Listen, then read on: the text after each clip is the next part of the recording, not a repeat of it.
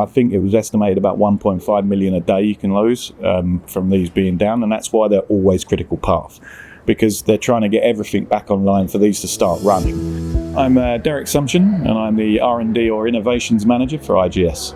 I was going to talk about one of the technologies we developed, which was for a problem that comes around in VCFE chambers, which is where most of their tubes get blocked and they're very hard to unblock. So the technology we developed, which was quite a long time ago, was a solid lance that we put down, which is controlled by a hydraulic system. So it pushes it down, pushes out the blocking and cleans the tube as it goes through, unblocking thousands of tubes on this VCFE chambers. So we've gone from having a system which was kind of hanging over the side, improvised technology for moving in, and developed over time with the customer's input the kind of systems that they needed.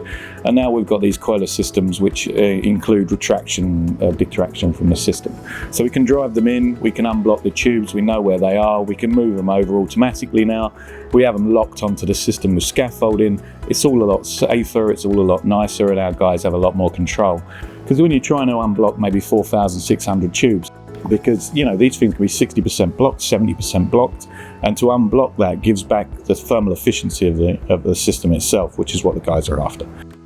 Because most of the technologies that you use that are pre-available out there will not unblock these tubes. They get so clogged up, it's like concrete inside the system. And when you're trying to go down and you've only got these tiny little tubes and you're trying to unblock them, you can get hydraulic in, and it means that for one, it becomes unsafe, and for two, you'll never get that out because the system won't allow it to move through. So the coiler system itself was developed over many years, which was because every time we did it, we learned something from what we did, and we tried to make it easier, safer, and more applicable to many different chambers that we were doing.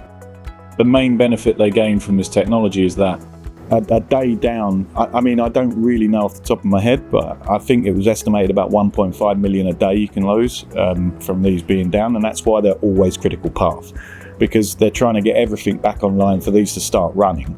So when you get these jobs, they're usually a quick turnaround.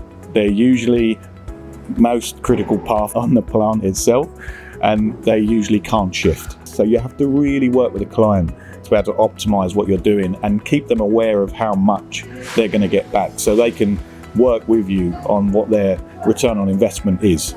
Because the amount of tubes you unblock obviously allows them to get the throughput, but also if you're cleaning them to a point where they're absolutely clean, the heat transfer rate goes up better. So then the client return is a lot higher.